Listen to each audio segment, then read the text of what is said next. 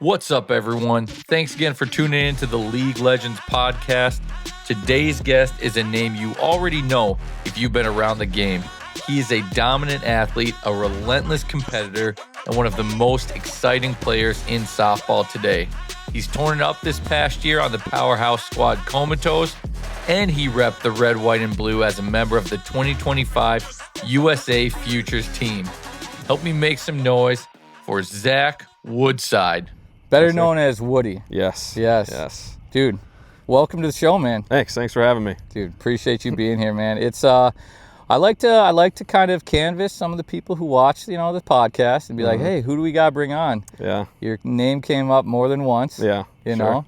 So you could say it's a long time coming, but Yeah. I think it came at the right time.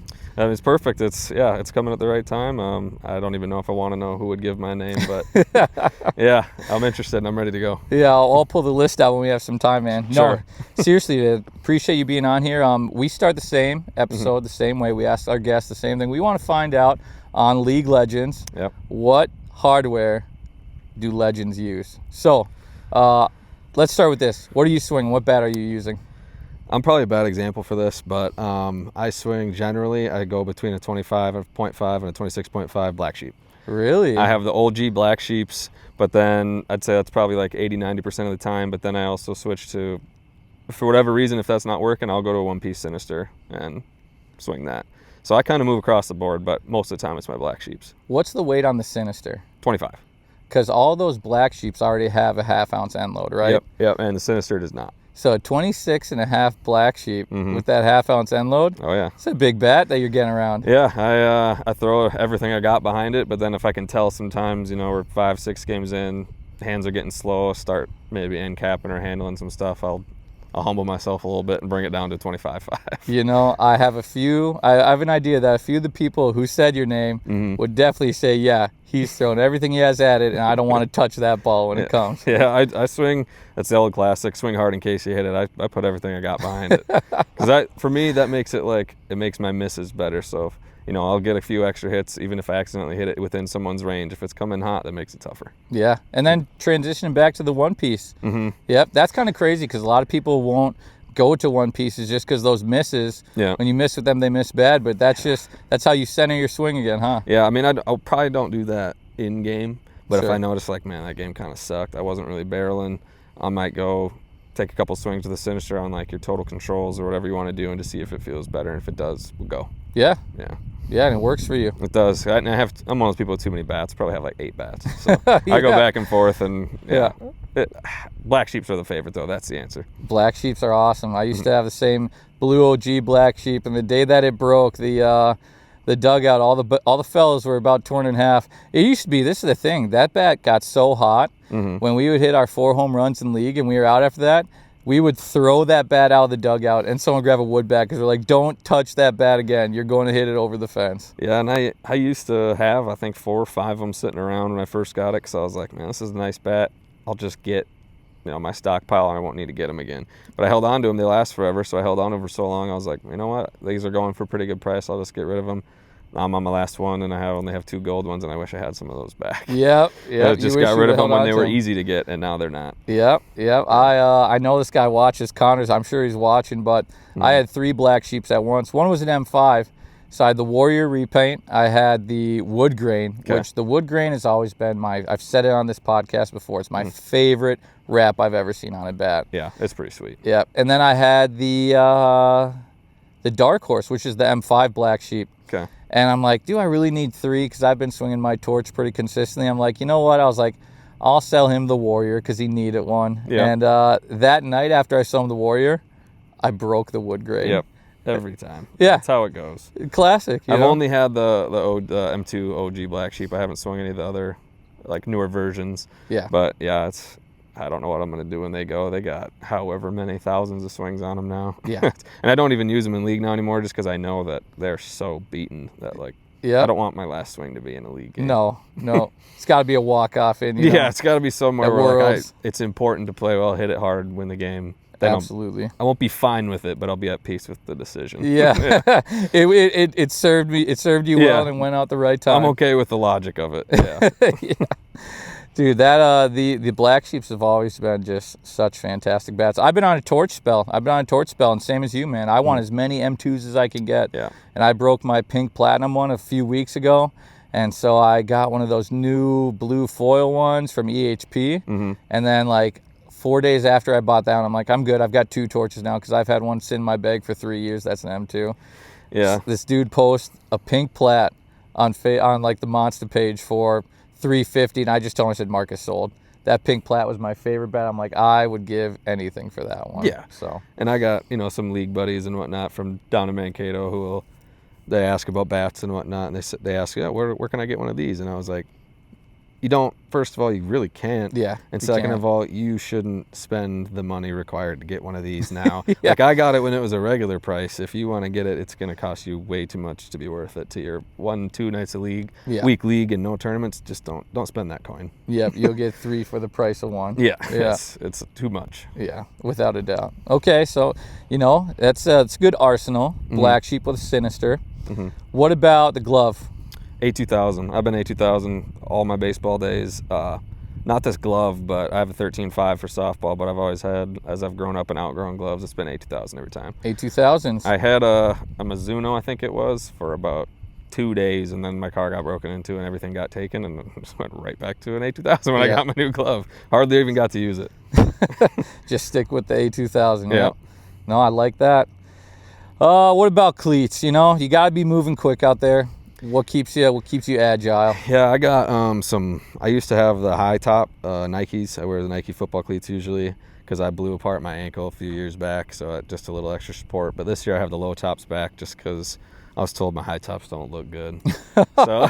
so you can't have that. And one of them was my girlfriend. She said that doesn't look good, and I said, okay, you're the boss. You listened to the right person. Yep. And I was like, I'll go get new ones right now. I went down and get low rise, and I like them. They're comfy. And I don't feel nervous anymore. I think that was 5 years ago now when I blew my ankle up. So, like, it feels good. I'm comfortable with it. But for a couple of years, it was kind of iffy, and it felt weak, and you always get nervous with one little wrong move or step. But I think we're past that. Well, this is the thing, man. Those high tops, it gives you that support you need. It timed just real tight. I had a brace on under it for, like, the first year and a half. And then I think it became a mental thing. Like, I just always wanted to have it on there. It just felt better. Yeah. But yeah, it's first year back to low top Nikes. I think they're football cleats again. Okay. Yeah. If one of the boys had told me that, my cleats look ridiculous, I'd be like, well, I don't need to look good when I play good. Right. But if it's the lady. Yeah, it is. And there's a couple it's not like the boys are slamming me, but it was like, because I wear the high top pants and socks, and they're like, it doesn't really play with high top shoes. And I'm like, all right, I'll fix that. What's funny is that was a question I already had for you. You've got a pretty interesting style. Oh, yeah. I don't even know where it came from because in baseball we could not do that. But when I first started playing slow pitch, I was like, that's how I want to go. And I used to wear shorts all the time. Yeah. But as you get, you keep moving up and up, there's less tournaments where you really can do that. Teams want you to wear the team gear. Yeah. And so that's as close as you can get to shorts, I guess. I wanted to know the inspiration of it because it's a unique style, but this is the thing. Any tournament, I was down at Fireman's, show up at Fireman's, I can find you on the field before I can find anyone else that I know. Yeah. Yeah. And it's, I feel like it's comfortable. People tell me that, like, they can't do it, they can't stand it. And in my head, it's like, that's just how, like, a uniform feels. Because I've always done it, so I don't know the weirdness that people say. But, yeah, it feels good to me. And it feels light. That's the other thing. It feels lighter than full-on pants. Yeah. Mm-hmm. Yep. Yeah, maybe that's where the agility comes from. It's not the shoes. Yeah, it's not the shoes. It's the pants. And it could also be from, like, I played hockey growing up. Yeah. And so I had all the compression stuff on underneath all my gear all the time for however many years. And so it's more like tight fitting and pants. Full pants isn't as tight fitting as when you roll it up and you have the socks. Yeah. So I think I'm just, again, another subconscious mental thing. It feels better, just more what I'm used to. Man, if you're feeling good, it's hard not to play good. Right. Yeah. At least feel good, play good. We'll work on look good. That's still in progress. Hey, you can't have it all. Yeah, right. You can't have it all, man. Kind of speaking to you, talking a little bit about, growing up and playing, I'm kind of interested to see, where did sports start for you? Where did the athleticism begin?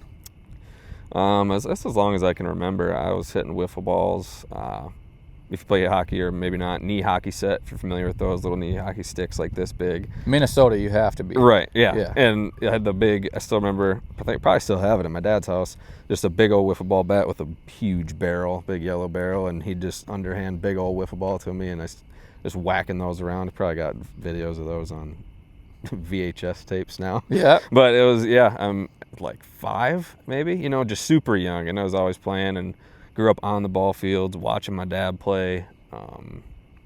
That probably, you know, I don't consciously think that was a big, like, that's why I play, but, you know, it's probably part of it. Oh, yeah. Yeah. I mean, that's where the roots start to grow. 100%. That's where I was all the time, just all the time. He played baseball or softball or both? Softball. He played baseball and was super good, but the fields I grew up on was the softball fields, and again, he was super high level, very, very good. And he told me stories, he tells people stories all the time, like, I would be there, game's over, they play like a very high level ball, you know, everybody's tired, like, oh, what a game. And I'm like, you're throwing me pitches. I got my wiffle ball set, like, and if you're not, you are. And if you're not, you are. Like, it's my turn to go hit and play, and people around, I'd go play and whack it all the time. So more excited for the game to end, so it's your turn to get on the sick field. of watching you guys. Like, I want to go hit.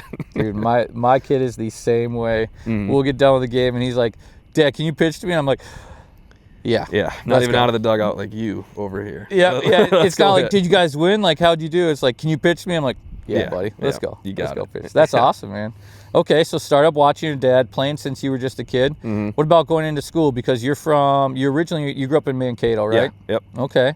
Yep. Nice town. Yeah, it's pretty good. Mankato East High School and then Minnesota State Mankato for college. Yeah. Oh, wow. The whole time. Yeah. Yeah. Yeah, so my mom was working there at the time, and I'm, you know, familiar with the place, and it doesn't hurt when your parents there get free tuition when they work there. So it was no-brainer rather than go somewhere else. Like, I'd love to go to some of these schools and have a lot of fun, but is it worth, you know, the whole price tag? Yeah. Is it that much fun? Or I'll visit on the weekends.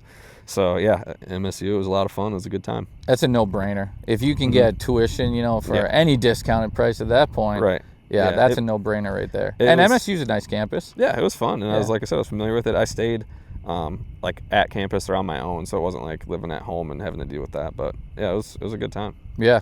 Yep. You sitting in the gym with Thielen? No, he was a couple years older. He might have been. Yeah, I think I maybe had his senior year or his junior and senior year, but no. Yeah, never got to meet. I met him, but not there. But yeah. Yeah. He does a well, when he was playing for the Vikings, he did a Vikings softball game. Okay. And it was offense versus defense. Oh, it was awesome. Anybody any good? You know what? You would never guess. Best, the guy who was crushing the ball out of everyone on the team, the guy who was crushing the ball the whole time. You know what? Throw a guess. And this would have been like 3 years ago. 3 years ago? 3 years ago. Oh, man. Yep. It wasn't Kirk, was it? No. No. Kirk was there, though. Okay. He was there. He showed up, which was cool because not a lot of the big guys were, you know, besides like the defensive dudes. Yeah. But Kirk did show up. I don't know. As a kicker? I can't remember the kicker's name. Dude. It was the long snapper, Andrew DePaulo or whatever his name was. Yeah, I would have never got him. He's probably a big boy. Dude, he's a thick dude, the long snapper, and he was crushing balls. And this is at the where the St. Paul Saints play. Oh, it's at their stadium. Yeah, CHS. CHS. Yeah. Yeah, they got that CHS in Mankato too. Okay. Yeah. Yeah, I always go through the lights down there. What's one of the parks? They do the kind of like the Bentleyville light things. You know what I'm talking about? Yeah. Yeah, I've been to the Saints Field one time. It's a fun place. Yeah. Oh, it's a nice complex. But yeah, he was crushing balls out of there. That's fun. It was awesome. Sweet. And you never guess of all the guys. And actually, Hawkinson's pretty good too. That less surprising. Yeah. You kind of expected seeing it. At least some athleticism, some quick hands. He was playing the hot corner. Okay. Yeah. Okay. He was having a good time. That'd be intimidating a little bit. I haven't seen him over there. Yeah, no kidding. Right. Imagine rounding second and just seeing a play coming into third, and it's Hawkinson just smiling at you. You know what? I'm out. Yeah, it's like, yep. I forfeit. Yeah, I'm just going to go to the dugout, walk right past him. He's holding there the ball. Don't even tag me. Yeah, I give up. That's funny, man. So, what about in Mankato, growing up in high school, you said hockey. What were you? Did you play additional sports too? I did hockey and baseball. Hockey, baseball? Yeah, 1 year I did cross country mistakenly, as I had kind of a lazy summer. I was coming in, I was like, man, I got to get in shape for hockey. And I've never been a good distance runner, not even a good runner, but if I had to pick one, sprinting, like short distance, Sure. fast. So I was like, I'll do that, and it'll suck, but I'll get in shape. And I got in shape, but it sucked. I was right on both counts. Like, Yep. I'm not built for running. I even told our coach there, I was like, hey, I'm gonna come to practice every day. I don't need to go to the meets. Like, you don't need my times. Like, I'm not gonna help you in any way. I'm just doing this to get in shape. Yeah, I was like, I'm just trying to get in shape. I had a couple of our buddies who played hockey that were there that were actually good at it. Yeah. So I'd run with them when we worked out in practice, and then I was like, I don't need to go to the meets. Like, I'm going to be terrible. It won't be fun, and I'm not going to help you in any way. So it was all down, like, yeah. I don't count that as playing. So it was just hockey and baseball. But I had that one year. It was terrible. And then you lettered in track. Yeah, never. Yeah, Never. imagine but that. I was just dying. I mean, I think my fastest mile ever was like barely under 7, and that's after a full season of running like 3 miles a day. Yeah. It was just the best I could ever do. 7 ain't bad, man. No, it's not You know? bad, but I know I watched them and I know where they were at, and it wasn't 7. This is the thing. 7, it's around that average, I remember being in class and the teacher would be like, well, I was going to grade on a curve, but this person got 100%.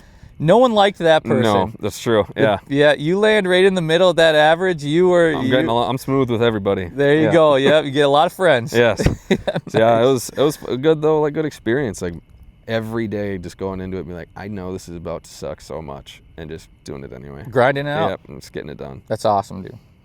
Yeah, I mean, it shows too a lot about like effort and dedication, and you want to do something, you accomplished it, and it benefited you obviously when it comes to athleticism. Yeah. Especially because hockey too, you have to be so quick playing that. Yeah, and you need your breath, you need your cardiovascular, you need your stamina. It's so hard because people just hockey. I mean, a lot of people here, Minnesota hockey kind of understand it, but it's entirely different muscles than running and walking. So the only time you really work it out is when you're doing it. Yep. So you get gassed really quick. Oh yeah. So it's tough. Absolutely.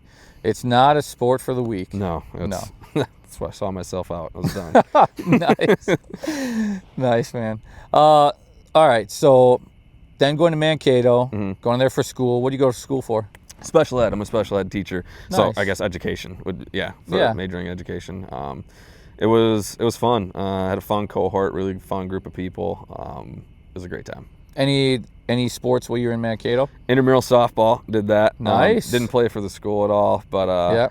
it was. I don't know if they do it very much, or like I think it's kind of like, I don't know how to describe it, but it was really just for fun. Yeah. And you get to use any bat and ball that you bring. So I don't think anyone there, played softball. Yeah. And it was other students umping and whatnot, and it was kind of just like very informally run. And I remember our first game, you get to use the old bats and balls. They're crazy. Yeah. And hit one out, and the other guy was like, well, we haven't had a home run before. And I thought he was just screwing with me. Yeah. And I was like, oh yeah, for sure. And I was walking away. He's like, I think you got to go get that.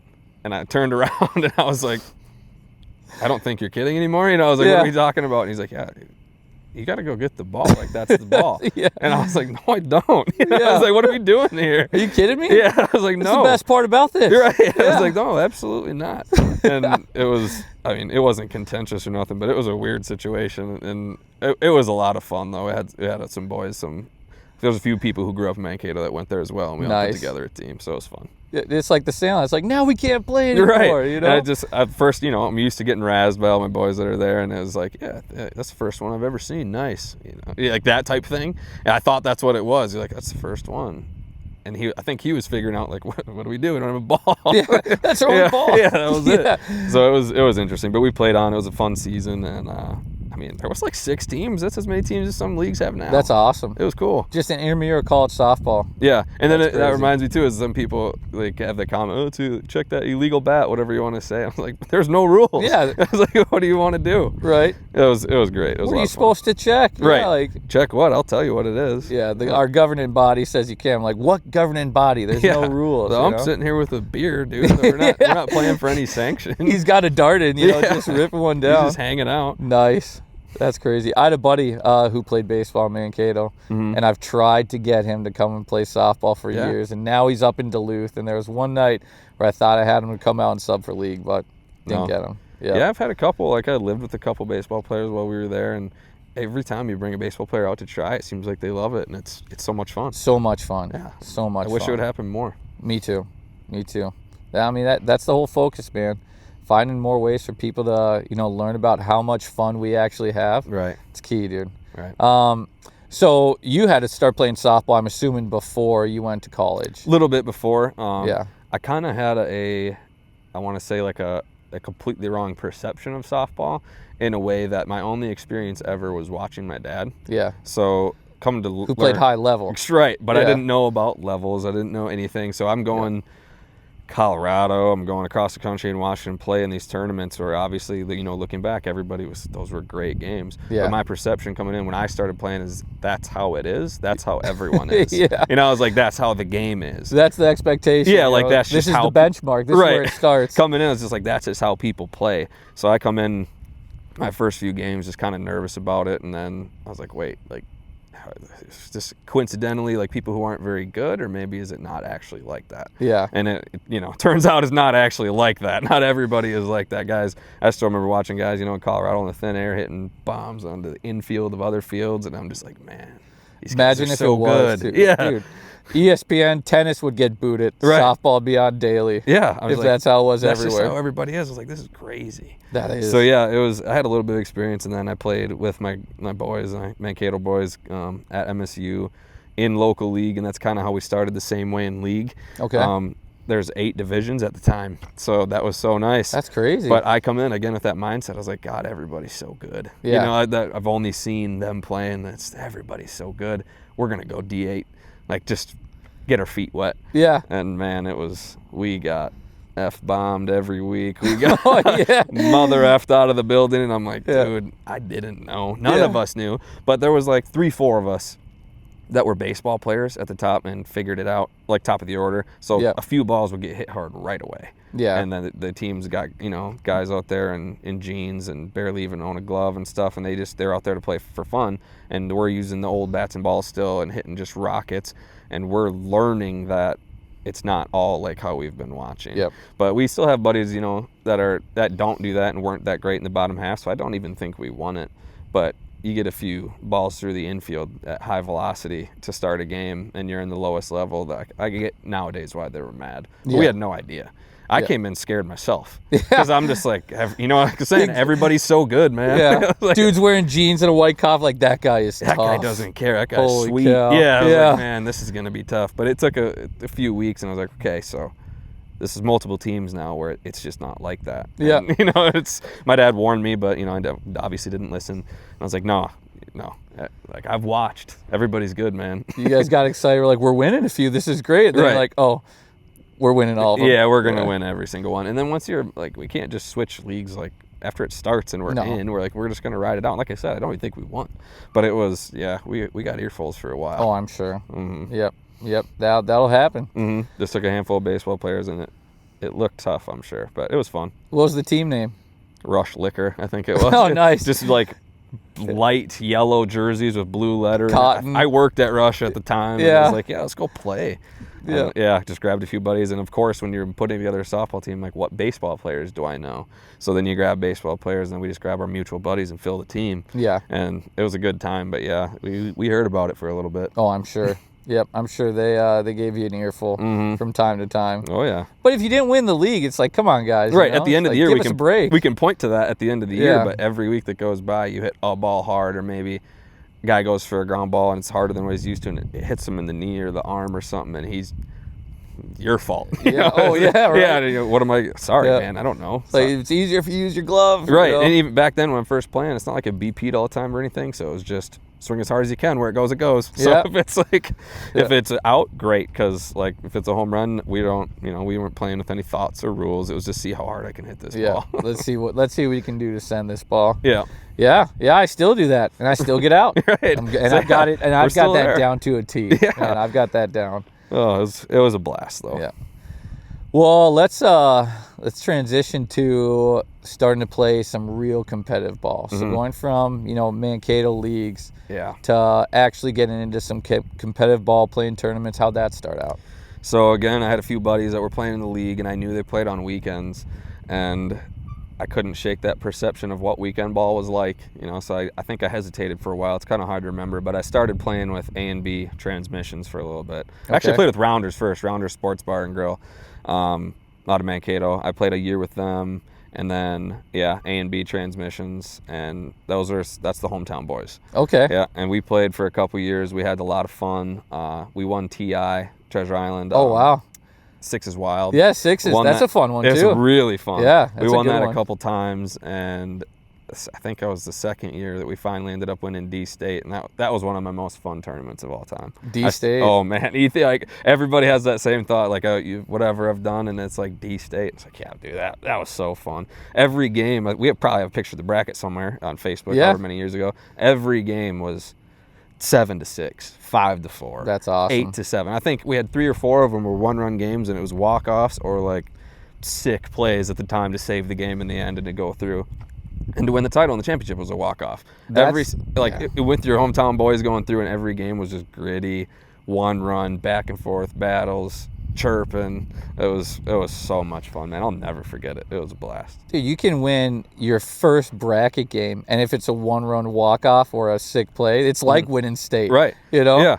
Yeah. Boys are hyped. We're pumped. And we had that whole year, we were pretty good that second year. We had a rivalry with a team called the Crew, and it was like we just knew we were going to meet at whatever tournament we were at eventually, and it wasn't too like hot. We weren't yelling much at each other, but it's like that's the one we want type attitude. Like that's the one we got to win. Yep. So we beat them in that game. I don't know if it was the chair game or the one before it, but I remember that, and we had a lot of people watching that one just because we had always met every tournament we played. Every tournament we played, we met them. But it was it was way up there. That was so much fun. I still think about it.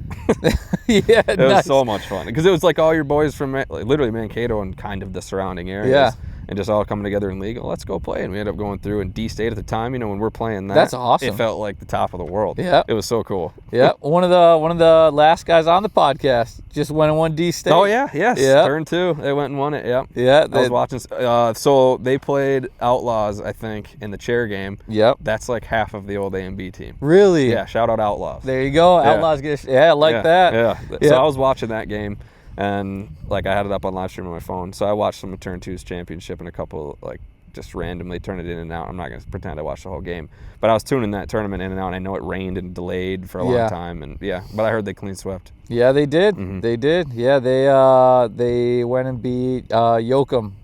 Run for Ryan. Yeah, Run for Ryan. Yep. Mm-hmm. Yep. Yeah, they beat them in the championship. Mm-hmm. Yeah, I watched that game too. Oh yeah. We're going to talk more about that in a couple weeks on the podcast. Okay. Yeah. No spoilers, everyone. No, but I'm sure I'll hear. But I hit with Yoakum, so I'll have to ask him about how that went. I already texted him about it, and I got a little review. But you got to ask about the triple play. No, I didn't know there was one. Okay, so I will ask about that. There you go. That's okay. That's what you got to ask about. That'll be the fun one. And we didn't turn a triple play in our title, but that's pretty cool. Yeah. Well. I'm not going to spoil it. Yeah, he'll tell you the story. Oh yeah, he can tell you the story. But yeah, okay, there you go. So D-State, and it sounds like you had a blast with the fellas. I mean, this is the thing. That's the best part about softball. Mm-hmm. Winning's great, but when you're winning with the boys, it's so much fun. So much fun, man. Yeah. So much fun, especially when you get to do it with some of your hometown buddies too. Yeah, even better. It's the best. I think I had 2 years rounders, and another Mankato Iron was in there, and then it was A&B, and then And the Crew was the team that you didn't want to face. No, that we like. Oh, you liked we facing. We always matched in the winners bracket. That was the team that always. You wanted. Okay, yeah, gotcha. Was there ever a team you didn't want? No, we didn't care. We didn't even know too much about levels and whatnot at the time. Yep. So it was, D was what it was. It was like that's all the teams I know about at the time. So it was like that's who we wanted to beat, and we wanted to beat them because you're like, oh, they think they're really good. We're good. Like we want to beat them. We want to beat the ones. Let's find out who's the best. Yeah, right. Every time. Yeah. There you go. I like that. Okay, so then continuing on, so winning D-State, and then how did the career progress from there? Because now you've been on a few pretty prominent teams. Yeah, some D teams and we won MSF State with rounders. Okay. I'd won D-State before with Mankato Iron and Metal already, and then A&B is more of the more traveling actually part, like tournament team. Yep. And so my dad's buddies who I played league with, they ran Stagecoach, or were on Stagecoach. Okay. And I had gotten the talk for a couple of years, like, when you're ready to be done with D, like tell me, and you're gonna come up. Yeah. And so a couple times I've been like, no, I love playing with the boys. But it almost felt like after we won that, it was like, all right, like that's kaput, and it's time to move up and see what being up is like. Okay. Because I had won D-state technically 3 times with the MSF one. Yeah. And it was just like, I got that. Like I said, that was kind of the top, and I was like, that was it for me. Yeah. Like that. All right, time to move up. Let's check out C. Let's check out B. Let's do those and see what it's like. So Stagecoach was a C at the time, and I had messaged Flip. Flip is if you know Minnesota Softball, if you know Flip, if you know, you know he's so good. Yeah. Ridiculously good. And I was like, yeah, I'll come play. And then it kind of restarted that thought process. I was like, man, C-ball. Oh, these guys are going to be so good. Yeah. You know, I was like, this is going to be so good. Yeah, at first, like, oh, I can't believe I'm playing, college. And then the C-ball comes around. Yeah, and then Nice. it was the same thing, but that was another really fun year. We had such a good team. It was, the fact that team was C was suspect looking back on it. Sure. But it was, or it was just a really good C team because we didn't win state, didn't win nationals. So it was what it was. But that was another blast of a year. But that was, if you count C going up as upper, that was probably my first taste, and definitely with upper players on that team. Yeah. So that was a big learning year. And that was with Stagecoach. Yep.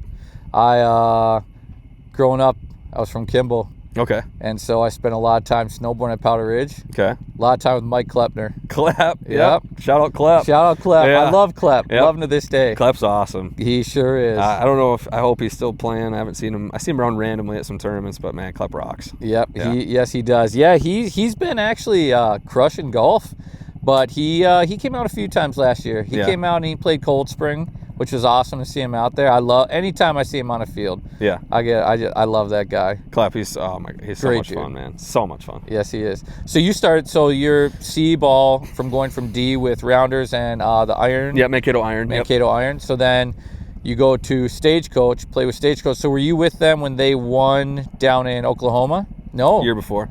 So Okay. yeah, I went with them the year that we played. It was at TI, I believe. Okay. And I think we went 2-2 or 3-2, just super underwhelming because all year we hear, it's such BS, this roster, like the fact that you guys are a C team, this and that. And then we go in, I think we might have even lost game 1. Yeah. And like right out of the gate, just lose first game. And it was a big letdown.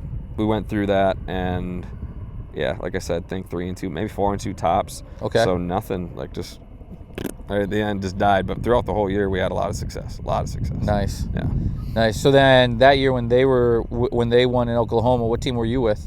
That would be my Chanticleer year, I think. Okay. So yeah, I'd been getting the jokes all C year, Stagecoach when I was in C. It's like, oh, got an A player on the roster. This is like ridiculous. This is so dumb. There were guys who had already played for Chanticleer on that roster. Yeah. And my favorite one was to tell them, like, I was D+ at the time. I Yeah. just won D state, so I was actually the lowest card on the team. Yeah. But you get those jokes all year, and then the next year I had talked to Chanticleer, and that was that year. And it sucked because I was still a low enough card because, like I said, we lost right away at Nationals, lost in state, no bump. Yeah. So I was low No enough bump. card at the time, and then I was playing with Chanticleer. That was when I blew out my ankle, and I didn't play much that whole summer. And I was gonna go play with Stagecoach down there and be like, this will be fun. Get back into it. Get back together with, I don't know, 60, 70%. We're still the same boys. Yeah. So that was gonna be a good time. And then I looked like the week before, 2 weeks before, and I had gotten bumped to B+ so that I couldn't go. Oh no. And so I sit there and on my phone, I still remember where I was sitting on my bed watching them win it, streaming it on my iPad. I was like, man, that's just good for them. Yeah. Love that. Like, Would've love loved that to they be won. there. But yeah, would have really loved to be there. Dang. Yeah, that would be hard to watch. Mhm. I mean, again, like, great that's the boys going out there and doing it, but it's like knowing that you could have been there too. Yeah, and up until like the week before, I was planning on it, like ready What to a go. weird time for a bump. Right, and I hadn't, like I said, I blew my ankle apart. I hadn't even played for 3 months. And I was like, I come out of the boot, temporary boot, and I was moving around. And like I said, my only real thought was like, all right, I'm going to go with them. Then we'll have A and B Nationals with Chanticleer, like just kind of thinking out the year. And I was like, man, C's going to be so fun getting back with Stagecoach again from last year. Yeah. Nah, it didn't happen. How did you blow the ankle out? Over in Mauston, turf fields, I was running in the outfield, and I was in left field running towards the fence to my right, and just full on sprint, one of those little just bleeders. And I remember looking, side eyes, I was running, I was getting way closer to the fence than I thought I was. So I tried to slam on the brakes, and it just stuck. It didn't slide, it didn't do anything, just instant stop. And my leg folded over while my foot, barbs on the underside of your shoes were digging in. So it felt like to me my knee hit the ground while my foot was still flat on the ground. Yeah. It was, and I heard the snaps and the pops, and I was It was bad. Yeah. Oh, It was, ugly. you knew right away. Oh, yeah. Ugh. And I had stood back up, and I think I had adrenaline shock and whatever you want to call it from not looking at it. Yep. I was just like, man, this hurts, but I think I can, like, finish this, like, inning. Because my whole thought was, like, I can move it. So it's not, like, gone. You know, I was like, it's okay. And I hobbled in, and we finished the game, and it was sitting like this for like an hour in between. I was like, all right, let's go start game 2. And I went to stand up, and it felt like I got shot. Like it was just right through my ankle, and I just like fell, and I took my shoe off, and it was black and this big, and I was like, okay, so never mind. I was like, we're done. All EH. Yeah, I just sat there with it off, and like had buddies going to check and get ice and wrap and everything, but it was funny because until I did something, didn't feel anything, and tried to stand up, and it was nope. Wild. Yeah. That sucks. And you were out for how long from that? I think that was in May or June, like the first Moxton tournament and right before Nationals, so probably end of July, middle of July. Just have to spend the summer watching. Yeah, it was terrible. And That's like I said, nightmare. that was my first year with the A team, Chanticleer, and I was like ready to go, had a good start. Bang. Just got to sit there in a boot for the whole year. Yeah. Sucked. Seriously, that's one of my nightmares is getting hurt in the beginning of the season. Yeah. And then just knowing that you're done. There goes the whole time. Yeah. And like that's awful. And in Minnesota, that's all we look forward to is ball. Right. You know, because like finally gonna warm up. I can go out and do stuff. Yeah.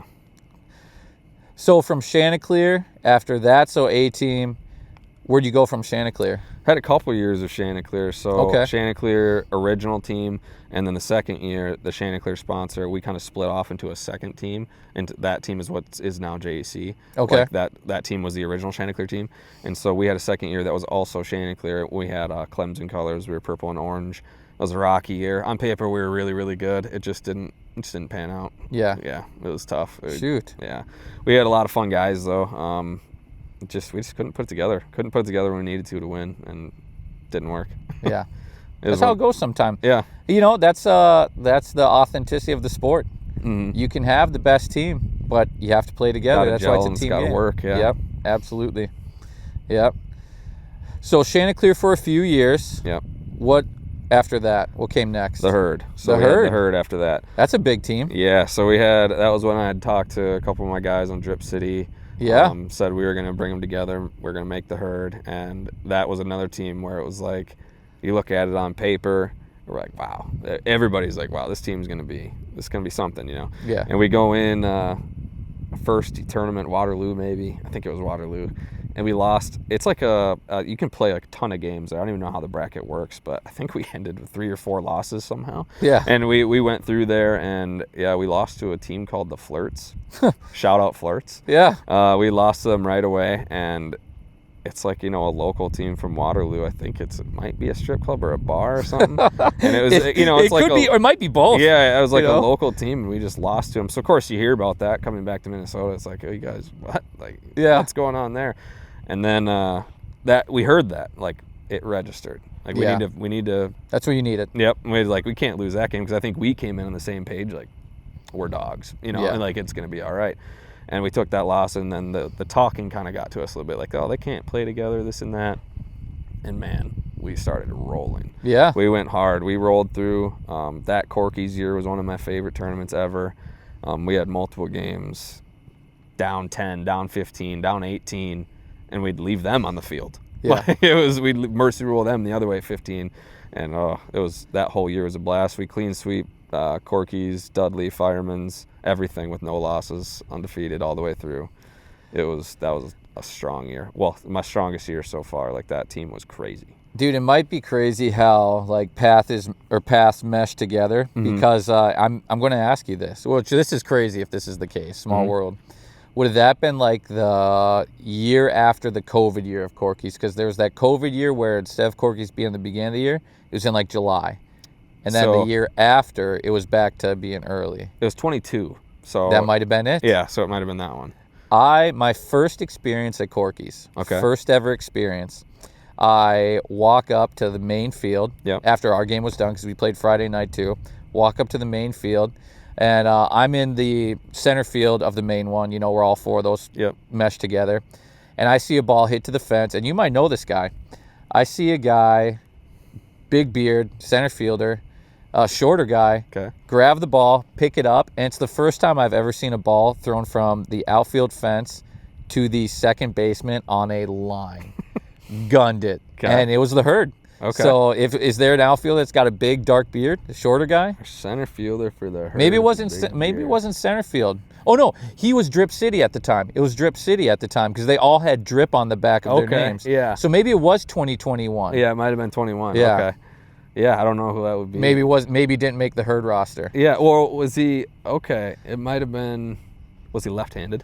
I couldn't remember that Okay. far. I just remember watching him throw and being like, good Lord, Yeah. how does someone throw a ball like that? Yeah, it was I don't know. I can't think of who that would be. I just remember because I wanted to see the name, but they all had drip on the roster. Yeah, They had, yeah, drip on every the shirt back. said drip on the back. Yeah. But that's crazy. It was Drip City. Yep. Yeah, because I think the 2022 year was the year that Braun Strowman showed up for Anarchy. Yep, he was there. Yeah, that was crazy Yeah, too. he was a big fella. Yeah, massive. Mhm. Yeah, and his dad was a beast player too. Yeah, that's what I heard. I never had seen it. Well, maybe if I did, I don't remember his dad, like seeing his dad play, but that's all I heard is he was, I mean, you look at Braun, you got to assume dad's a big fella. Yeah. But yeah, that's what they said is he used to be big time Yep. as well. Crazy. So just and that was a good year for you guys. It sounds like you guys Oh, yeah. rolled after that one loss. Yeah, we rolled all the way through. I can't even think, or Open State. We had a loss at Open State. Other than that, we rolled all the way through. We went down to Oklahoma City, rolled through the B, and we got to the B championship against Rock Run, who is now, or they were the Silverbacks at the time, or maybe they were Rock Run, I forget. And they are now, the major team, number one major team. But back then we were playing them, and the first game was kind of close. I don't know, 4-6 runs we lost by. It was a good battle, phenomenal team. Yeah. And then the second game, we ran into a buzzsaw. Oh, no. I think they just scored on us right now again. Oh, It was, yeah. It was, I mean, we're sitting Another there. on the board. Yeah, I was Yeah. sitting there in the outfield. The Quinn Canoy, our center fielder, were looking at each other. I think it was 17 or 18 runs, top first of the second game on 0 or 1 homers. And we're just like, in the B, and we're just, no errors, Yeah. no nothing, just bullet after bullet after bullet. And we're like, What can we do? They're yeah, hitting you gaps. sit there and you just kind of go, all right, well, work's cut out for us, and I really, really hope they have a 0 at some point. Yeah. And turns out they didn't. No. But no. they didn't, and they hats off to them. That's a phenomenal team. Yeah. I still say, like, that team, when we faced them in the B and the A, it's probably the best hitting team I've ever played against. Crazy. It was just nuts. Everything was a 5 to 10 foot high line drive, hit hard. They're on there. We came in undefeated, I should preface that. So Wow. they went on a loser's bracket run. So they had played a lot of games, and they come in on how many games? 8, 9. And so the next morning is when you play that, and not slowing down. Still having Yep, in the tank. a ground ball through the infield that's kind of at an angle. They're full sprinting, Superman diving into second in their 8th and 9th game. And the A starts tomorrow. So, like We're playing again. Yeah, they're Oh going my 1,000 miles gosh. an hour at all times. Great players, great hitters, great dudes. And they just throttled us. I don't even remember the final score. I probably blacked out of my memory. Yeah. But they just killed us. And we got made fun of a lot for that because it was, I should say it just slandered. We got slandered a lot for that because going into it, it was like, this is such a bogus B team. You got all these guys all these so-and-so conference guys. And we knew of them at the time. Yeah. And we're like, why are you looking at our roster? Dude? Yeah. Like, we got to play some dogs. Like, Yeah, and exactly. This is who you got to beat. And so then we went through to the A. And this is as you go through and play, if you play these dudes, like the Amish community, you'll see it's like, they'll get tired. They might be tired. They played 10 games. No, man, no. They don't. And so we went through the A undefeated, and we got back to the championship. And I still remember, it must be Sunday night, they're going through the losers bracket, and they are just murdering teams. Yeah. Like, they are just killing them. The Amish guys are unreal. Oh, they were playing, and I think they got into the 60s one game, and they were out of homers like 3 innings before that. And we're sitting there, I still remember up in the high wall on the lower field watching them, just kind of looking at each other, be like, here they come. Like, we can't let this happen again. Yeah. And so we watch them in the morning. They got to play 2 games to get to us while we're in the cages and hitting BP, and they win game 1. And then game 2 comes around, and I still remember there was a chance for them to lose. They had a ground ball up the middle with the guy on first. They hit one, like a wayside to the middle guy. Yeah. He turns 2, it's game over, they lose. Yeah. And like right off the bat, a couple of us were like, all right. And he boots it. Oh, And no. boots it into center field. That just, not that they needed any help lighting a fire, but they went off, they went and won. And then that actually kind of fired us up, and I think, I don't want to say sobered up a lot of guys, but became very sharp. Yeah. Because we're like, God, they're here. This can't happen again. Like, Yep. that, it was almost a mad. Like, this cannot happen again, and we really can't let them, win game 1. Yeah, we have 2, but if they win game 1, we can't let them win game 1. Yeah. You just can't. They'll just ride that momentum. Yeah, and they still had it, man. They were still sprinting, they were just unbelievable, fast, great hitters. Lord. I think it was 39-36 that we won it. Wow. For the A, and it was just what a battle too. Tip of the cap to them, like it was crazy. Dude, I see that like Ben's Pretzels team. They are on social media, and those kids don't miss. No, it's just no missing, man. They're insane. So good. Yeah, and it was there too. I mean, we had some insane defensive plays in the infield.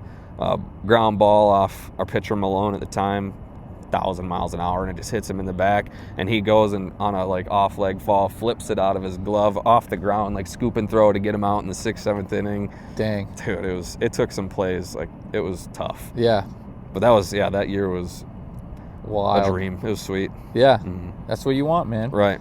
And then so fast forward after that. So after the herd, what came next? So there was a second year of the herd, but like 5 or 6 guys had quit and retired. Okay. Moved on to the 16-inch world, a few of them. Some of them are just done, like kids in sports and yeah. whatnot. Yep, life happens. Yeah, and so we did that. We didn't do anything at the B and the A that year. We took second in the Super, but it just wasn't as smooth sailing, as magical as that first year, and how we were just flying off the handle at every team that we played. And and then after that was Pepper Farms. So that was a couple guys, like 3-4 of us still left, had put it together. That sponsors out of South Dakota. And then this year's Comatose. And Comatose is having a heck of a year this year. We're having a good year again, yeah. You guys are crushing it. Comatose is fun. And I had always known these Comatose guys. They're awesome guys. I'd played with them in Nationals before and in Florida. And, this year's been a lot of fun. We're starting well. You guys have had an insane year. Yeah, I don't remember how many it was, like 14 or something, 10 maybe, I don't know, that we had in a row before we lost.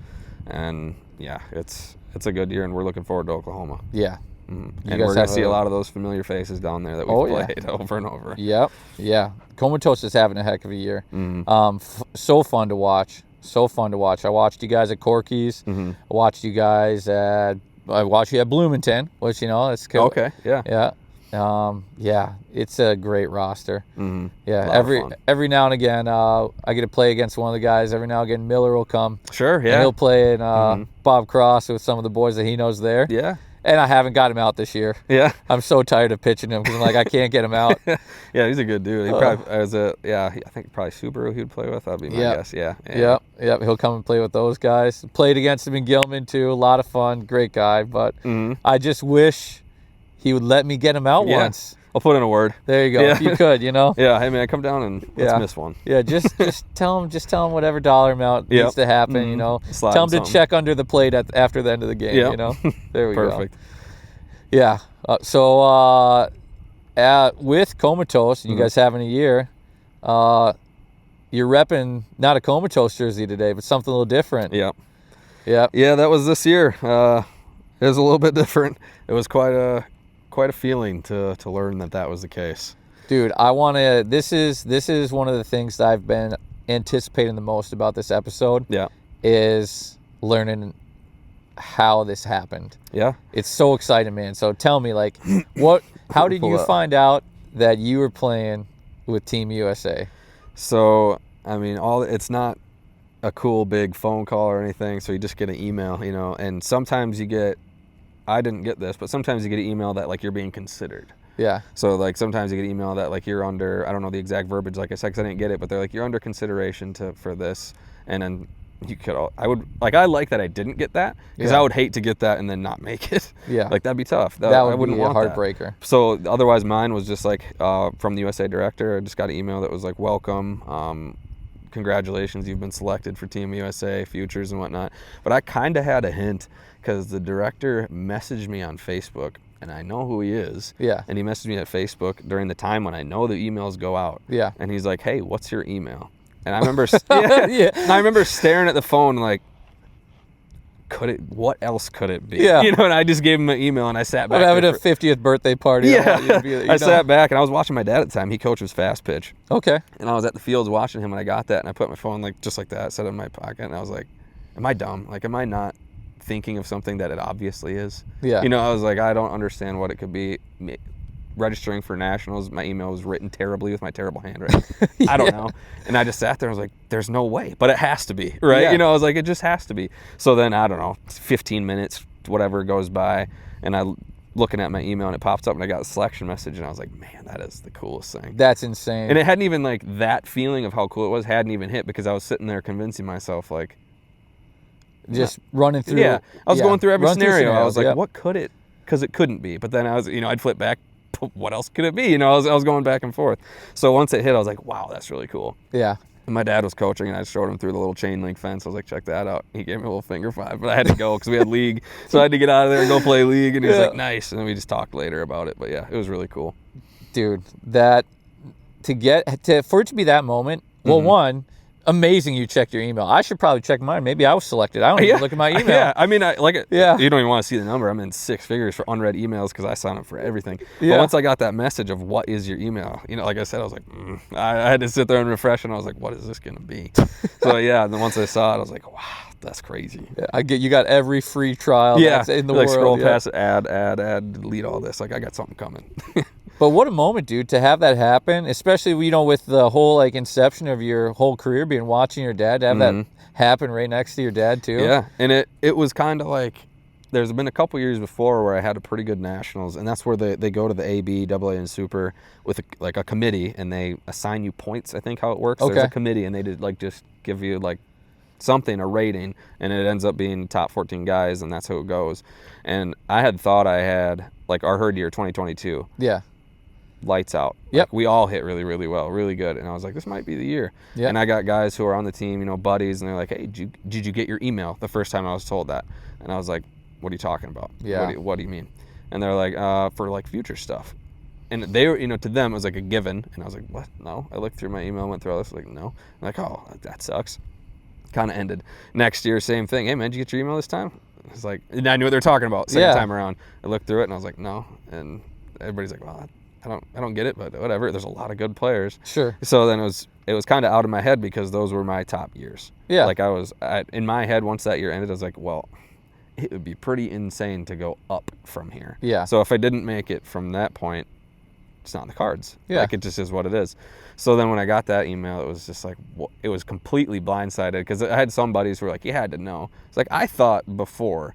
So then when it didn't happen, it was completely out of my mind. Like, it was like, there's no way, I won't do that again. We won it. And they didn't even have a AA and Super that year, the 2022, because teams had backed out and it was only us and one other team. Okay. So the AA and Super were canceled, so we won the highest nationals. Yeah. And, you know. I mean, at that point. Yeah, and All-Americaned it, had a great batting average, and I was like, this might be the one. Yeah. Nope, nothing. And then, so yeah, it was completely blindsided until he sent me that message on Facebook. And I was like, it just has to be. What do you think it was about this year? I don't know. Like, I know I thought back on it. I really have, and thought, I mean, I struggled at the AA. I hit some balls, you know, you'll get a few. You hit a few that are pretty hard. I couldn't pinpoint it. We didn't do anything particularly great. We went and got double dipped in the A by the same team, Sure. Rock Run again. So they've got us in the B and the A. Yeah. There's one team that always has your number, man, right? they got everybody's number. They're so good. Yeah. But at the same time, That's like you guys this year with Comatose, right? It seems like. At the same time, like, we think back on it and we're like, they're so good and this and that. We had our chances though in the game, and when you play teams like that, if you miss your shots, that's just is what it is. You're giving them a window. Yep. And you start doing that, you have a couple innings, maybe you have 0 or a 1. It's just not going to do it. Yeah. And that is what it is. And, you know, you bait me. I think back to a couple of times we had, you have bases loaded with 1 out, you don't empty them. Just little things like that go through the game, or in the second or third inning, it doesn't seem like the end of the world. But you look back on it in a 2-3 run game, and you're like, a few of those we wish we could take back. And at the end of the day, we were right there and in it. And we had our shot. But, yeah, I had a good A. Other than that, I can't pinpoint anything. Yeah. It was just, like I said, it was your time. It was out of the blue, yeah. I like to time. think maybe it was a body of work situation. If you just kind of look at, like, the last 3-4 years, you just like, sure. But, yeah, I don't know. And I'm not super familiar with the entire process. So it's hard to say. Yeah. I mean, this is the thing. Between, you know, the regular team and the futures, how many guys is it total? Like 40? Oh, no. I think we had 12 guys there. Yeah, the USA has a pretty big number. But, yeah, I think we had 12. As futures? Yeah. That's crazy. Yeah, it was That's insane, dude. Like that's. Still can't believe it happened. Yeah. But like I had fun moment. Like I have my room, my little gaming room, and I have an area with some like plaques and whatnot. And I had left because I had buddies like Hovey, Tanner, guys who have made it before. Yeah. Austin, and I was like, God, that's so cool. Like I see, you get a Snapchat from in the house or whatever, and the jersey's hung up in the background. Yep. I had left a spot open on my wall for like if I ever made it someday, and it was so cool hanging that up this year. It's like that's been empty for 3 years because I was waiting, because it's like it's next to my doorway, so it's like the perfect size to fit it, and I was like, I'm just gonna leave that empty, and just kind of a goal, and it came about. And check that one off the list. Yeah, it was really cool hanging that. That's awesome. Is conference next? I did a year in the conference. It was a good time. The dudes were awesome. NFM Lending, shout out NFM. And yeah, it was a fun group of dudes, but I don't know, I feel like I'm getting old. Like this year I have something wrong with my shoulder, and it was the same thing 2 years ago, my throwing shoulder. I don't know what it is. Like I got to go in the this off season here and get it looked at. I think I know what it is. Me and Dr. Google have gotten together. Sure. But I don't want to go in and I'm sure Google just told you dying. This is exactly what it is. Yeah, like, it's just death. Yeah, it was like, oh yeah. That's what it seems anytime I Google anything. Right. It's like, yeah. Yeah, so I have an idea where it's like the bone going into my, whatever you want to call it, the opening in the shoulder, and rubbing on your rotator cuff, because like I said with Dr. Google, I do all the stuff. I'll do bands, weights, all this. I can lift this just like this. 0 out of 10, not even discomfort. Yeah. And I can throw a ball and warm up 25, 50%, stays 0. But once that one throw comes, it's like you feel it. It turns on. It's like pressing a button, and it's just there. And it sits at like a 7, 8 out of 10, and it don't go away. Oh. And I'll throw balls like this, everything. It doesn't matter. It's just stuck. No matter what you do, it's already there. Yeah. Well, let's hope that Google has an easy fix. Yeah, I'm really hoping that it's an easy one, an easy way out, because it's really going to suck if I waited that long, and then it's like a year recovery. That means I miss all next year. Oh, no. Yeah. No, so, we can't fingers be crossed. having that. Yeah. USA needs you. Yeah. Yeah. Yeah, I mean, that was one thing, too, is I was out there in the outfield, and it hurt. Yeah. It hurt quite a bit, but I'm out there like, if I'm getting through it. I was putting creams on the shoulder. I was rubbing it, doing everything. I was taking care of it. Throwing balls in, sidearm, kind of 3/4, wincing a little bit, and it was just like, I'm just got to get through it. It's just a couple days. Like, I'll just if it hurts, it hurts. It's cool, and it hurt. But you're not going to get that chance, so. No, yeah. There's going to be a handful of guys as life goes on, and you're one of them now. Yeah. Yeah. It's super weird to think about that, because I always think of just all the bomb players that I know. Yeah. And play with, and just they don't get a chance, and it's luck of the draw. I don't know. There's some cool people on that roster too. Oh yeah, there's some dudes that are a lot of fun. That and I've played with a few of them before, but most of them no. Oh, so yeah, made some new friends. Yeah, definitely. That Anthony Acevedo. Yeah, LT Gray. I see his stuff all the time on my reels. Yeah. I'm like, this guy's pretty funny. Oh yeah. Yeah. Even better in person. Yeah, he's an awesome guy. He's so fun. Yeah. He did a TikTok in the batting cages down there. Probably more. Probably 2 or 3, like one a day. Yep. But yeah, he's so nice, so fun, so good. I'd seen him last year at the Super in AA. Yep. So off and on before that, but never played with him. But he was a blast. That dude is awesome. Yeah, they're all awesome. I have no issues with anybody. The whole team. There. Yeah, just such a fun top group. to bottom, just cool. Yeah, it was just overall like 10 out of 10 experience. Who's the most surprising person on the team? Surprising in what way? Anyway, like if you were to like walk in and like you get that first image of someone, you know how people, human nature, we kind of judge a book by its cover every now and again. Yeah. Who surprised you the most, or like I never would have guessed that they were like that? Let me think. 2 guys probably. Okay. Bud, Brian DeZern. Yeah. And Tyler Story. Both just badass looking dudes. Yeah. And I'd never met him. Yeah. And Story's a big boy. Yep. And he just so nice, so fun. Yeah. I talked with DeZern for a while. I didn't talk as much with Story, but when I did, it was great. Such nice people. Like, we just talked the game, just supportive back and forth. He's a different breed, man. Like, just big, fast, strong, like good at there's no weak points, It's crazy. Some of those dudes you watch there and you get caught up in the moment, just like, man, these are the dudes I'm on the field with. This team is ridiculous. Yeah. Like, it is absurd. Dude, playing on a team with that level of talent had to just be Just It's a dream. Yeah, you know? it's so eye-opening. And then, Yeah. Coach Rob, one of the games, pulls me aside and is like, hey, I'm thinking about having you down this game. What do you think? I'm like, dude, for my eyes, it's the best team in the world. Like, yeah, I'll sit. That's fine. Dude. Yeah, like, it's totally cool. And I'm just being here is something. And you get to watch and support all the guys still in the dugout, like all of it. And I think I got to swing anyway. He came in and hit later in the game in a spot. And that was one of those things that was just right away. It was like, it's like this is just the team, man. What are you gonna do? These are the best there is. I was gonna say I couldn't be upset having to sit a game with that roster. Right. You know. Yeah, and I understand. Like, I understand the viewpoint coming in is like, I know you didn't come down here wanting to sit, but at the same time, it was a game, and it was like, dude, it's fine. Absolutely. Yeah. Absolutely. So, dude, again, like one of the craziest experiences that probably you may have, you know, and people would, give their arm to have that happen to them once. Yeah, I was in those shoes, man. Yeah, I really wanted to do it really bad. You left the spot up on the wall for it. Yeah, that's such a cool thing too, dude. Yeah. Like that's like you. I mean, people say that you can, will things to happen. You might have done that. You know, you just say it's like I'm going to get there. I see these guys in the NFL who make their numbers their draft pick. I'm like, I want every team to know. They passed on me 18 times. Right. And this team finally picked me up. So it's like that's enough to drive you, and it did. It got you there. Yeah, that's awesome. It was pushing for it, and it was as much as you can push for it. Because that this team existing or not, when you go to nationals, you want to lock in. This is when I want to do my best anyway. Yeah. But knowing it exists, you just have that in the back of your mind. Like, it sure would be cool. Going sometime. And it went, and it was nuts. And I got to go with Jake Stadler, Brent Zomer, Austin Andrews, dudes that are on my team. Yeah. And it was really it was insane being able to share with those guys. I roomed with Austin. The guys would come in and out. It was a blast. So with being there, what was the pinnacle? What's one thing that will sit with you forever? That you the memory that you wouldn't sell for, $1 billion from that experience? I can think of two.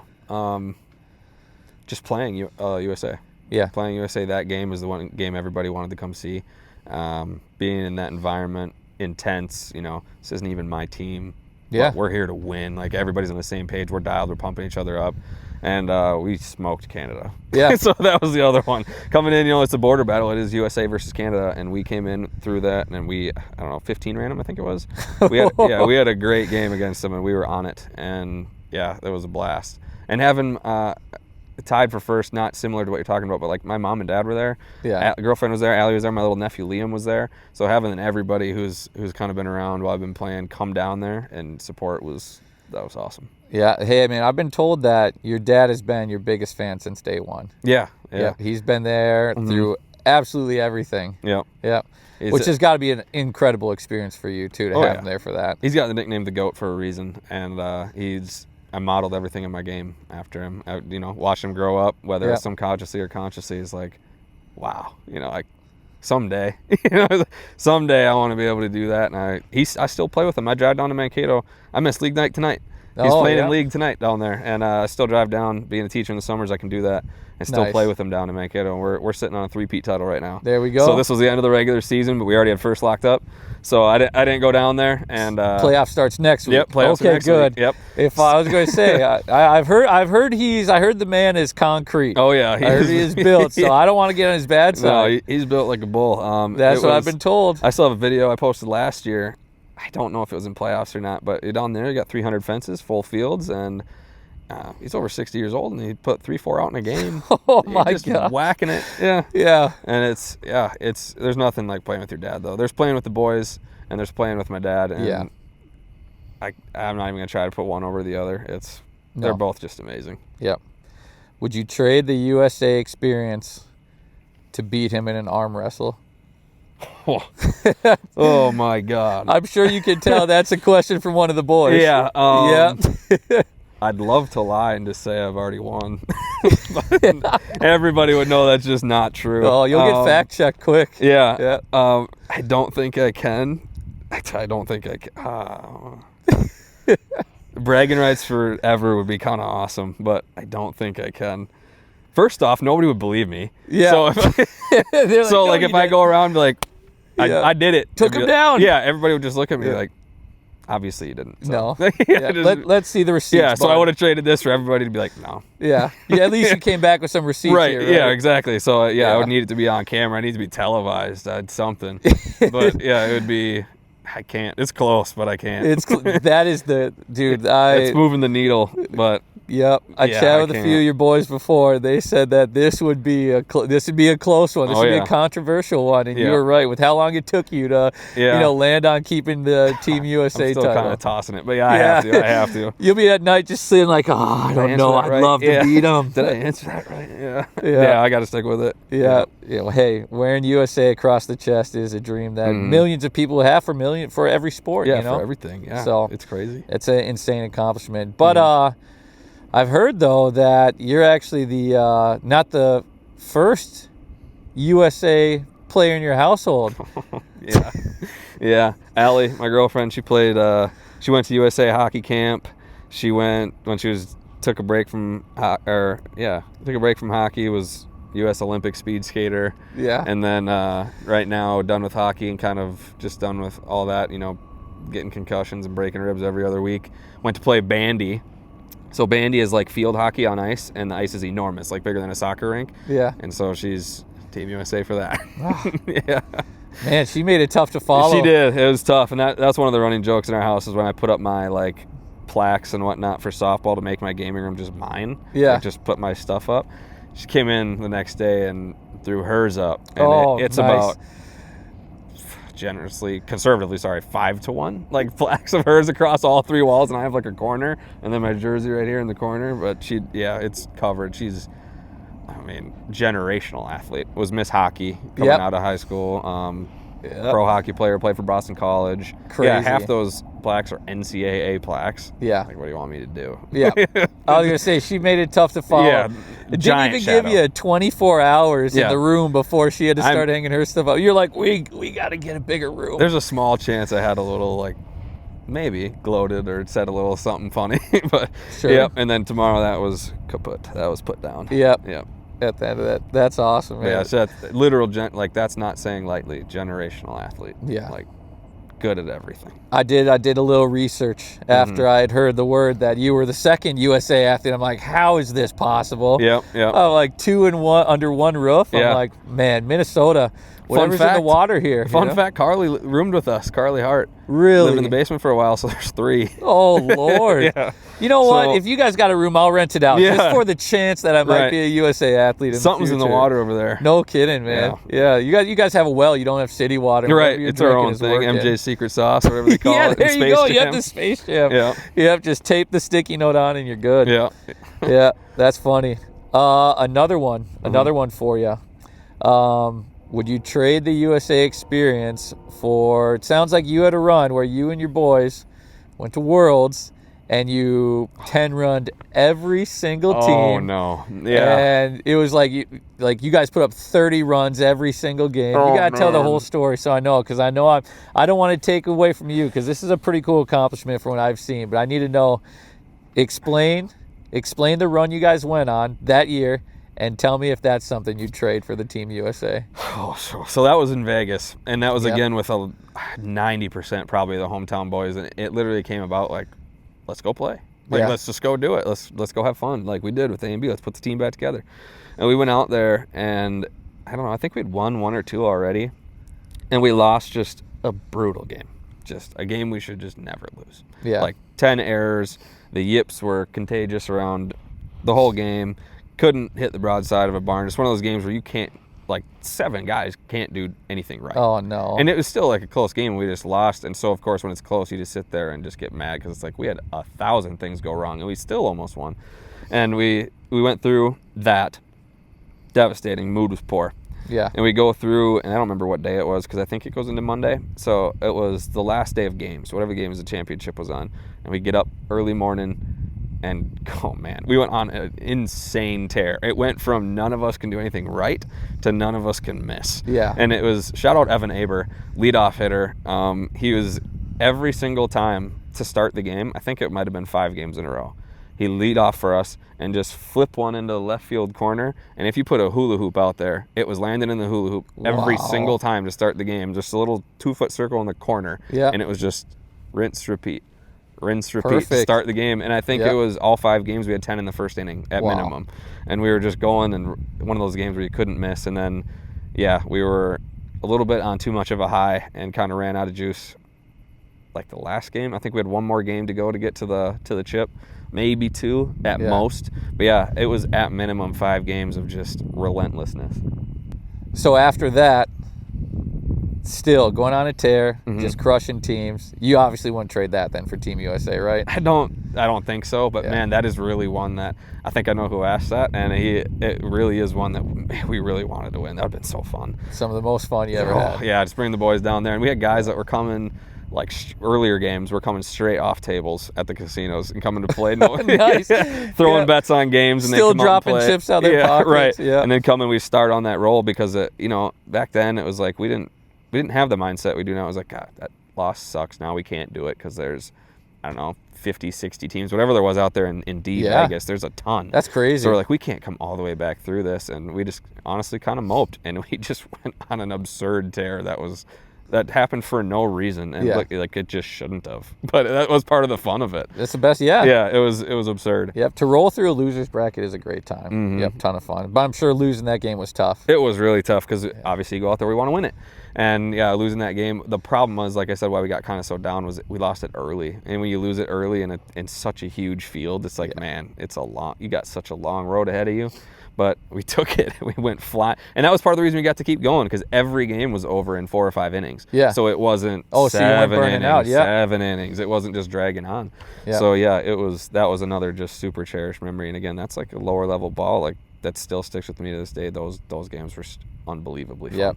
Those are the ones, yeah. I mean, again, it's kind of where those roots start, When you start playing competitive ball, it's like being able to do that is, not a lot of people have that opportunity. Yeah. And you did. Mm-hmm. But yeah, losing those first games, those are always tough. Yeah, in a huge field, it's just so daunting.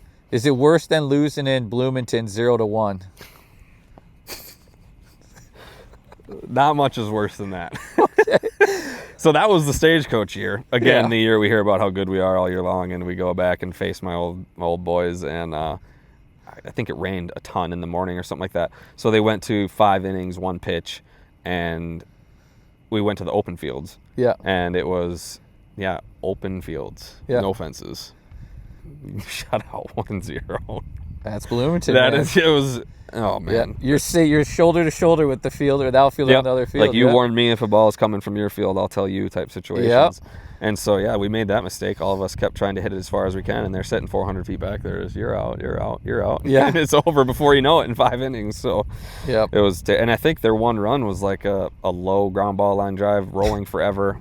Inside the park, home run. Nice. So it was like, it was 1-0 on that. Just a pillow fight. Yeah, it was disgusting. Yeah. That's one of those losses, though. My dad has a bunch of stories like that, too. Like, those are some of the most memorable games, is the weird, terrible losses you have. Yep. Yeah. It was, absolutely. Yeah. That one I'd like to black out from the memory, too. Yeah.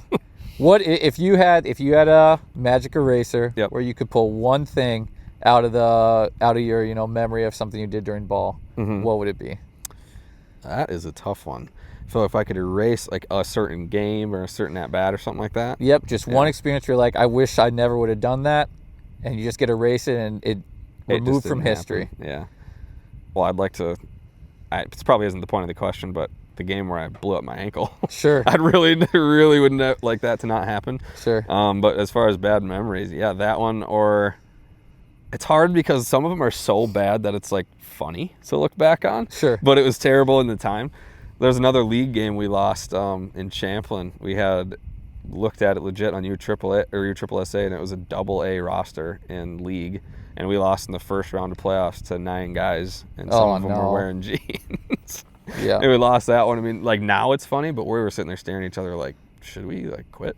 I think it's time to retire. Yeah, it's like, is it about time? Like, this is bad. But I'll actually go with that 1-0 game because that's your boys having it over your head, and that sucks. Yeah, especially when it's your buddies. Yeah, that's tough. Yeah, there were rumors. I was trying to find some of the highlights. Well, find the highlights of your career was easy. Okay. You've got a pretty darn nice record there. The receipts show that. Thanks. But you don't always see the ones. So I was trying to find some stuff. There's a random story out there about a first baseman with one arm. So Oh, that might have been on the list. But, Yeah, well, if that went worse, yeah. So that was a league night too, and I didn't. So that league, you get to use the old bats and balls, so everybody can hit it pretty hard. And I like to think my most effective swing going backside, so I do that all the time, like really consistently. So I hadn't, and in league, I'm gonna be honest, I kind of just disregard the defense over there, Sure, because it just, so I don't really look. So I came up and I had heard my name from the dugout a couple of times, yeah, but I didn't hear like the rest of it because they know where I go. yeah, So I had heard it, but I didn't hear the rest of what they said. So in my head, I was just like, whatever, I'll just talk to them when I get back to the dugout and see what it was. So then, so that happens. I hit a ball pretty hard right down the first base line. And even at this point, I didn't know.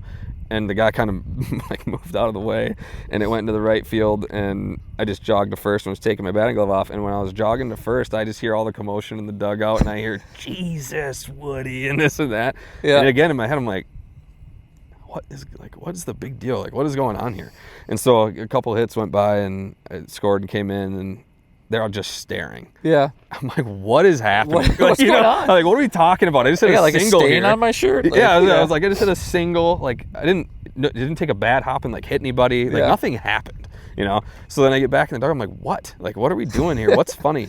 And they're like, dude, I was yelling at you to not hit it at that guy. And I was like, what? I look over at him, and he had, it was one arm. I was like, no, man, I feel terrible about that. Oh, no. It all hit, and I was like, bro, that is so bad. Oh no. Yeah, because I had, like I said, it was confusing the whole time because I had heard Woody 3 times from the dugout, but like muffled everything else, and I was just like, "What could you want to tell me?" I'm like, "I'm about to hit." Yeah. Yeah. Come on, guys, I'm locked in. Right. What are you doing? Well, no, it's like what? I'll wait. Like this clearly isn't time sensitive. You Yeah. know? I was like, I'll wait and figure out later. Yeah. Turns out it wasn't. It was really trying to get ahead of that, and it did not happen. The boys are looking out for you. Yeah. You Yeah. just, yeah, they knew where the ball was going. Yeah, so that one comes up a lot when I try to tell someone what to do in a game and I'm playing with any of them. Yeah. Like, oh, yeah, like that time that you didn't listen to us. And I was like, all right. They'll never let you live that one Right. out. Yeah, that one was tough. Yeah. Hey, you know what? It could have gone worse. Could have gone Definitely worse. gone worse. Yeah. Ain't bad. And, good for Yeah. him for playing. Like, that was awesome. Yeah. But I remember that clear as day, too, coming back and just being like, what is your guys' problem? Yeah. Like, what do you want? Then you finally put it together like, Yeah. ooh. Yeah, wow, the optics of that were pretty awful. Yeah. Yeah. Not feeling that great. Mhm. Dude, you know what? What are the chances? Right, exactly. What are the chances of that happening? And like, you get to use it sucks that you get to use the old stuff because everybody just hits hard. They don't test at league. Those bats are probably 10 years old and just all lightning rods. People still using the Ultra too. Or right, whatever. yeah. And then you just do whatever. So you're just hitting bullets 7 everywhere. nukes. Yeah. Dang, that's funny, that man. was a tough one. Yeah. That's funny. Hey, tell me about this. I want to see. Tell me what we got here. Fathlete. Yeah. So that is Chris Burns out of Iowa. That's his brand. So is the hat. That's Fathlete as well. So there's a Fathlete Facebook page. There's I don't think he has a site, but if you get in touch with Burnsy, he'll be able to get you any Fathlete gear, hats. There's bats. There's a Fat Mint coming out. Let's go. Yeah, it's pretty sweet, and it's nice, and it all looks good. Yeah, dude. I was gonna say when I saw Fathlete, I'm like, I fit the bill. Yeah, that's me so, right there. And it's funny because I listened to Barstool, and they talked about some episode was talking about they weren't talking about the brand, but they had said the word Fathlete before, and I was like, man, we get in touch, over there, it'd be pretty sweet. But yeah, it's the same concept. You have so many guys in the softball world. They're like, yeah, dude, like that's pretty cool. Absolutely, I love it too when you see a big boy who just balls, just crushes the ball. You know. That's always fun to watch. Some sneaky athletes. Yeah, absolutely. Yeah, and then when you get those big boys who can even run. Yes. It's like former linemen who can just get down to straight first. line to first, they can move. Crazy. Yeah. Crazy. And it just looks fake. Yeah. Yeah. It's like, how is he doing that? Right. Yeah. You get a ground ball, you're taking your time, you look up, and you're like, all right, cool, never mind, he's already there. Yeah. Finds a way to make it out. Mm-hmm. That's pretty cool. Yeah. Shout out Fathlete, man. It's a big shout out Fathlete. I love the hat. The hat's sick. That was one I just wore this last weekend to play. I love those. I wear that gear all the time. There you go. There you go. What's next? What's next for you? What's next for Comatose? And what's the last thing that's what's one thing on the bucket list for your softball career? Well, now we've won ASA. I want to win a Worlds down in Florida. Yeah. What's next though is OKC A and B. Technically this weekend I'll be in Stifton Fest. But Nice. What's next with Comatose will be the A and B for Oklahoma City. Cool. And the weekend after that is the Super in AA.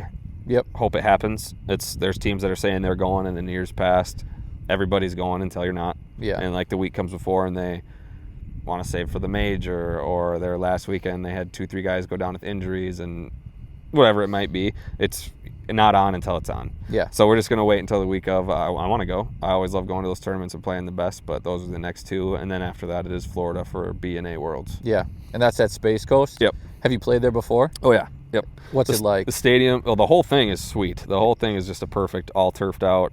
Yeah. I want to say 8 fields, maybe 12. I can't remember if there's 3 pinwheels or 2.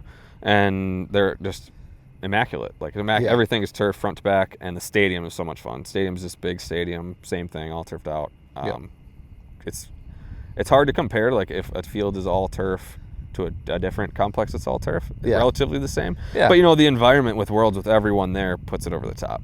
Yeah. So it's awesome. Absolutely. Just looking at that. I watch all the stuff that's like streamed down there too, whenever I can. Yep. And you just watch guys just playing there. It's like that place it's unreal. Yeah. It's got the big league park feel to it. Oh and yeah. everything. So. And it's cool because they have a little field or 2 next to it too that always has the youth softball or youth baseball going on. You can see how serious they take that, and there's a ton of people there for that too. So it's just the environment and the vibe is awesome. Yeah. It's if it's not 110 and humid. But Yeah, other than that. Thanks, Florida. I mean, we're technically like used to that humidity up here, but we don't want to play in it. No, not like that. And it bakes up off the turf. Like it feels like the heat's coming from top and under you. And it's just so hot. Ish. Exciting, man. Mm-hmm. Dude, thank you so much for taking time to be here. Thank you for sharing your story. Thank you for putting Minnesota really on the map. I mean, going to play USA, like, that's insane, dude. Yeah, it's so cool. It was a dream come true, really. It was just like, it's why I had wanted it for years. It's awesome. As soon as I saw it, I was like, this is a story that we need to tell. Mm-hmm. And the fact that you're so willing to come and do it, man, I appreciate it so much. I'll drop your Instagram handle and all that there. Sure. All listeners, thank you guys for tuning in. Appreciate it. Check it out. Watch any of the stuff streamed from Comatose. Those guys are tearing it up this season. They've got to have the video from USA somewhere for people to watch. It's got to be out there. Yeah. I can send you the link because it's not on the USA softball site, but I think they go through the same streaming thing that UTrip does now, but just on their own site. So I'll send it to you. Send me the link. Yeah. I'll put it in the description so anyone who wants to watch it, you'll be able to do that. Other than that, dude, appreciate you. I can't send you home empty-handed. Okay. The guys at Smash It Sports, they always like to hook it up. So we got a nice hoodie, and it's going to be cold here in Minnesota soon. So it is. Hopefully the S2N guys will let you wear it. Yeah, I think it'll be all right. Yeah, man. Appreciate it. Awesome. Thank you very much. Dude, thank you for coming out, man. Yeah. Till next time. Thank you, buddy. We'll see you. Take it easy. All right.